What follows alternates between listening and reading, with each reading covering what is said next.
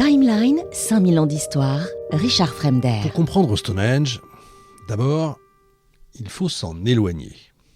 Quitter le cercle de pierre, laisser derrière soi ce monument silencieux, évidemment, presque figé, pour se diriger vers d'autres sites situés à quelques kilomètres seulement.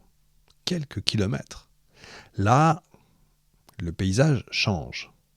Et avec lui, l'atmosphère. Parce que si Stonehenge évoque la permanence, la pierre, la mort, comme je l'ai dit tout à l'heure, ces autres lieux, eux, respirent la vie.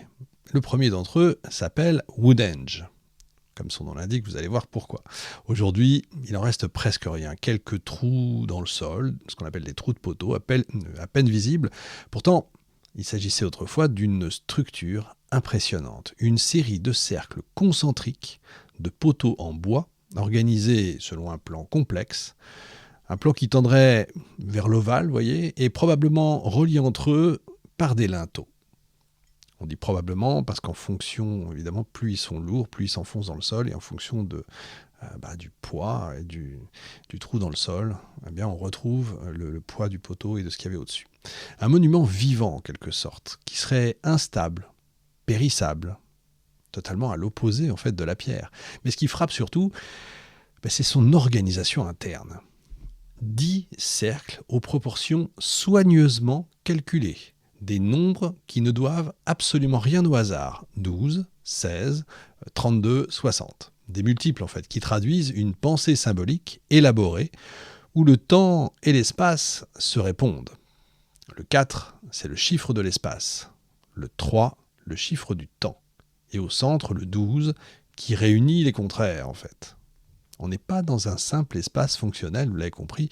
On est dans un lieu structuré, tout simplement, par une vision du monde. Et pourtant, malgré cette sophistication, Woodhenge reste un mystère total. Est-ce que c'est un temple ? Est-ce que c'est un lieu de rassemblement ? Est-ce que c'est un espace rituel lié au cycle solaire ? Parce qu'en plus, il est aligné sur le lever du soleil au solstice d'été. Les archéologues ne savent pas, ils hésitent. Mais un détail troublant quand même s'impose. Au centre du monument, on a retrouvé la sépulture d'un enfant. Le crâne fendu. Un indice discret, certes, mais puissant. Encore une fois, la mort n'est jamais loin. Et pourtant, tout change quand on se dirige vers le site voisin. À seulement 3 km de là, s'étend Durrington Walls. Alors ici, plus de mystère discret, tout est monumental. Un immense enclos qu'il faut imaginer, donc 450 mètres de diamètre, et la taille un peu, le plus grand site néolithique jamais découvert en Grande-Bretagne. Mais surtout, vous n'allez pas me croire, mais c'était un lieu habité. Et oui, les fouilles ont révélé l'existence d'un véritable village comprenant près de 300 maisons. 300 maisons, un chiffre considérable pour l'époque. Un centre de vie, structuré, organisé, capable d'accueillir des milliers de personnes.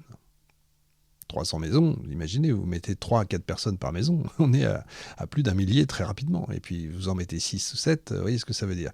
Mais ce n'est pas un village ordinaire. On n'y vivait pas toute l'année.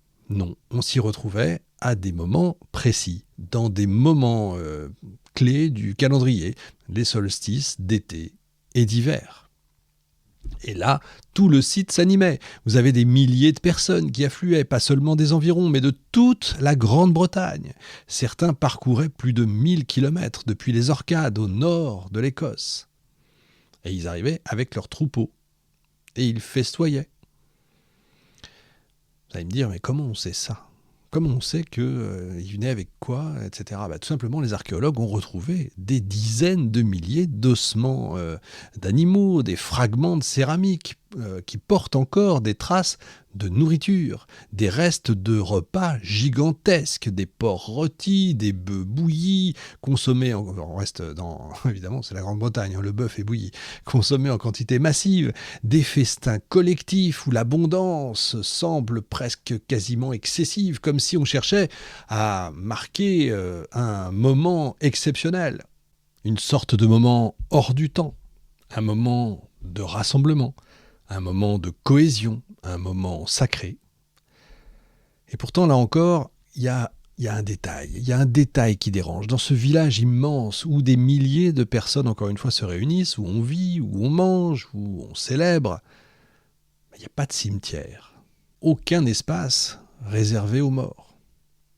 Comme si la mort était absente de ce lieu. Ou plutôt comme si elle appartenait en fait à un autre espace. C'est ce qui émerge, c'est ici en fait, plutôt qu'émerge l'une des hypothèses les plus fortes formulées par les archéologues ces derniers temps. Darrington Walls serait en fait le domaine des vivants. Et Stonehenge, celui des morts. Entre les deux, un lien, un fleuve, l'Avon. Stratford-on-Avon, etc. l'Avon. Un chemin, une avenue processionnelle. Alors on imagine les scènes, les foules rassemblées à Darrington Walls, les festins, les célébrations, le tumulte des vivants.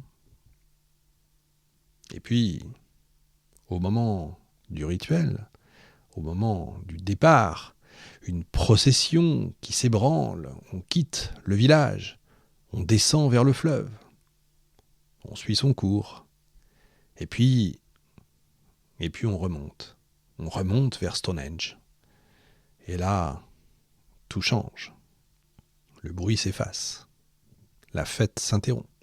On entre là dans un autre monde, celui des morts, celui de la pierre, celui du silence. Et ce basculement est fondamental parce qu'il montre que Stonehenge ne peut être, encore une fois, compris isolément. C'est vraiment le point d'aboutissement d'un parcours, le terme d'un mouvement, la destination d'un rituel.